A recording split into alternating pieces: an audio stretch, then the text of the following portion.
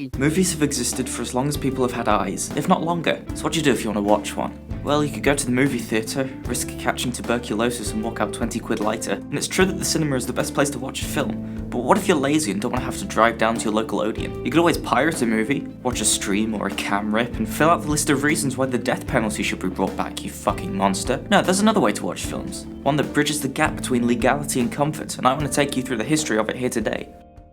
Picture this. It's the 1970s. Ew. The age of people jumping out of the way of a train in a movie theatre is long gone, and the general public has a hankering for jumping out of the way of a train from the comfort of their own homes. Thus was born home video, a way for everyone to watch whatever movies they wanted so long as they had a VCR and a TV. Now, technically the first home media format was Super 8mm in the mid-60s. However, it wasn't until Betamax in 1975 when watching films at your own leisure became anything other than a privilege. Soon every regular schmo was able to get their hands on the hottest movies to watch on their shitty CRT TVs, and they were incredibly successful for decades as the most convenient and affordable analog way to watch content at home, outside of cable television. Honestly though, looking back, VHS wasn't free of its share of problems. Having to rewind your tape if you wanted to rewatch a movie seems like the biggest hassle. And don't get me wrong, I was born at the very tail end of VHS, so when I'd go over to my grandparents' house I'd have a stack of tapes for me to watch. And I will admit there's a very particular nostalgic feeling of watching a show with these blurry, static borders. But unless you want to relive childhood memories and don't mind dumpster diving for a CRT TV,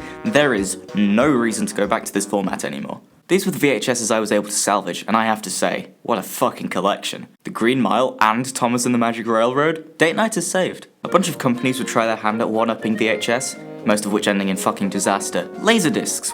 It's okay, I'll give you a moment to clear up your sick. Laserdiscs actually had existed since the 50s, but only got a major commercial release starting in 1978. These are clearly the predecessors of DVD, but supersized. Yeah, these followed in the footsteps of VHD when it came to being needlessly clunky and were the size of a record. They also only had the capacity to fit half an hour of movie onto a side, meaning if you wanted to watch a full feature in one go, you'd have to get up and flip the damn thing every 30 minutes. Now, Laserdisc may be clunky, but it actually gave way to many staples of the home release. The disc supported both analog and digital audio, meaning studios could package a film with a director's commentary, which hadn't been done up until that point. Interactive menus were also a luxury, so I do think the medium has its place in history. DVD is where things got real. Invented in the mid-90s, by the end of the decade they were the industry standard, the first genuinely viable digital home media format, having far more storage than the VHS. It's easy to see why they caught on. Now, as a stupid child, I had a whole host of different DVDs of the different kids shows I'd watch, and a lot of them have left lasting memories for me. By purchasing this DVD, you are supporting the UK film and television industry. Thank you. If you saw this when you popped in the DVD, you knew whatever episodes of Charlie Chalky preceded were keeping the industry afloat thanks to people like you. Look Mom, I made this. As an actual format, it's not especially great. Discs scratch super easily, and they don't even make cool scratch noises like vinyl do. Instead you get... That's no fun. Nowadays though, they are cheap as. You can walk into a charity shop and pick up enough DVDs to tile your roof. There may not be good DVDs, there's a 1 in 10 chance they're a sealed copy of the Little Panda Fighter from 15 years ago, but if you're really into the idea of having a massive movie collection with shelves worth of DVDs, there are certainly worse ways to fill out the walls of your living room.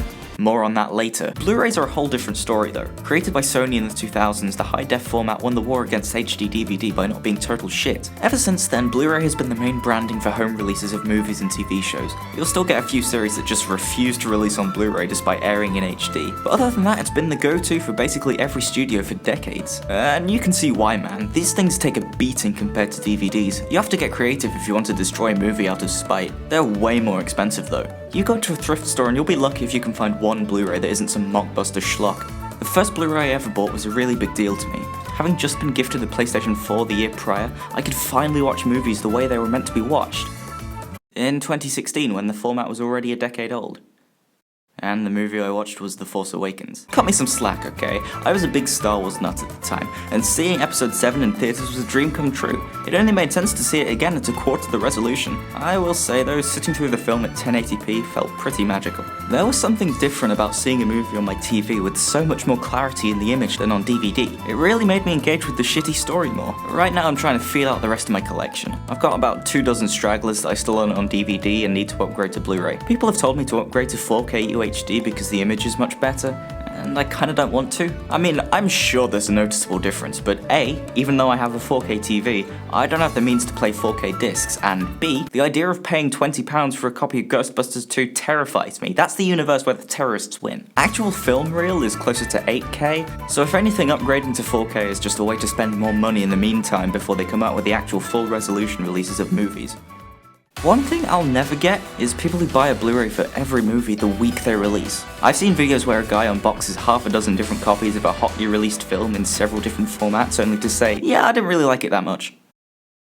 So why'd you buy it on Steelbook? When you're picking up an armful of Space Jam 2 Blu-rays, something tells me you aren't going to watch them. Now don't get me wrong, these collections are incredible, and some people like Edgar Wright have a massive movie collection that's entirely movies he loves. Me though, I wouldn't say I'm a film collector as such. I only really pick up films I genuinely enjoy or are super excited to watch. I remember when Star Trek Beyond came out on Blu-ray, and I was really hyped for some reason. I hadn't watched the previous 2 films, and had basically zero interest in the franchise, but something about the trailers got me weirdly excited, and this was at a time when I rarely went to the movie theatre. I received the film for Christmas, and only half an hour in, I am so sorry everyone. There are a couple outliers. I own a couple other movies I don't actually like or haven't watched, either because I can't be bothered or the thought of doing so scares the shit out of me. Fast and Furious 8, I got this in a bundle with Just Cause 4, and I've yet to watch it on account of it being a Fast and Furious movie. The second Blu-ray I ever picked up was for the second TMNT movie in 3D. Having bought the first film on DVD, I thought, why not? It's getting decent reviews, and the cover looks pretty cool.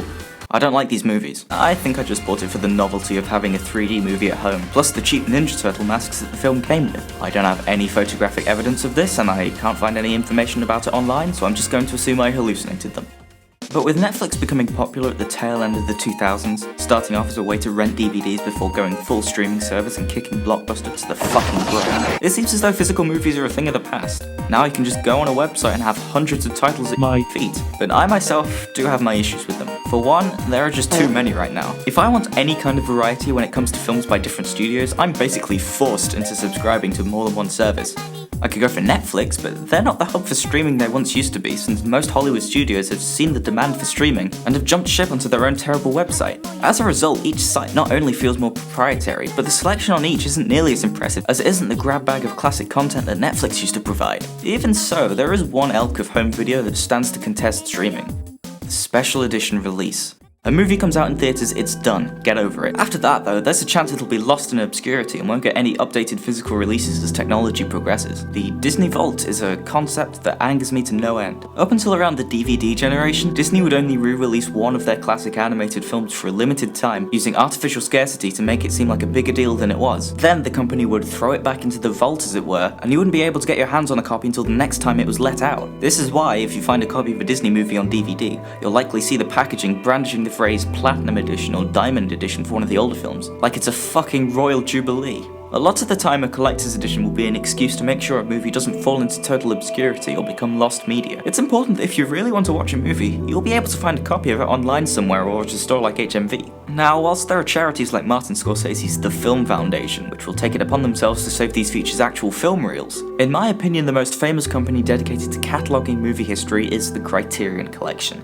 Started in 1984, the company's MO is to showcase a continuing series of important classic or contemporary films and release them for modern audiences. To me, if a movie releases on Criterion, that's the ultimate copy of that film. It'll be a crisp remastering of the actual feature, the cover art is usually a beautiful and thematic illustration or a great shot from the movie, and the discs are notoriously loaded with special features, or supplements, so if you're buying it, chances are you'll never have to buy another copy of that film again. In the last few years, the brand has become a cult fascination, and as a result of both it and sites like Letterboxd, what once would have been considered artsy films are now being given the spotlight in mainstream culture. It's definitely an expensive hobby. Aside from the biannual sales, you'll usually find a Criterion Blu-ray setting you back a bit more than a regular movie release, but given the amount you get, I'd say it's worth it. The films in the collection are, as the mission statement says, ones that are almost universally regarded as the greatest of all time. You can choose a Criterion at random in a store, and 9 times out of 10, you'll have a good time no matter which one you end up with. Back in the day, Criterion was a little more scattershot with which films made the cut, whereas nowadays their choices are thankfully more curated. With this newfound success of Criterion, several other collector's edition distributors have come out of the woodwork. If you prefer the Criterion Collection's sluttier younger sister, Arrow Video may well be the way to go. Their selection of movies is far less critically renowned. Sure, a lot of the time they'll release absolute masterpieces like the Vengeance trilogy or The Hunt, but a lot of the time you'll just get Flatliners or The House 4. They're more of a cult film company, specialising mainly in horror B-movies and hidden gems of the 80s and 90s. Their transfers are still quality though. 88 films is one that I haven't really gone near, but they seem to be very similar to Arrow, if with potentially a lower level of quality control. Jesus Christ. The BFI also puts a lot of effort into their DVD and Blu-ray releases, but they're mainly a charity that rewards lottery money to British indie filmmakers. That in mind, their catalogue is a no-brainer for UK film history. A couple of these collector's edition companies have started their own subscription services, in particular the Criterion Channel and Arrow Player.